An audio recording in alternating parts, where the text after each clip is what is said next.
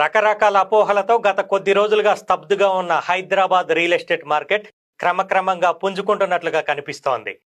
Real estate మీద ఉన్న నీలి నీడలను పటాపంచలు చేస్తూ రిజిస్ట్రేషన్లతో ఒక్కరోజే 100 కోట్ల ఆదాయంతో తెలంగాణలో స్టాంపులు రిజిస్ట్రేషన్ల శాఖకు శనివారం కాసుల వర్షం కురిసింది.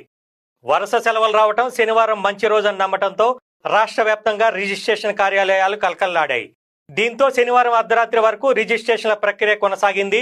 శనివారం ఒక్కరోజే స్థిరాస్తుల రిజిస్ట్రేషన్ ద్వారా ప్రభుత్వానికి రికార్డు స్థాయిలో 100 కోట్ల రూపాయల ఆదాయం సమకూరింది.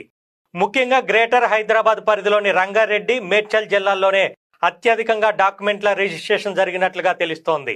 సాధారణ రోజులతో పోలిస్తే శనివారం రిజిస్ట్రేషన్ల శాఖ కార్యాలయాలకు జనాలు పోటెత్తారు.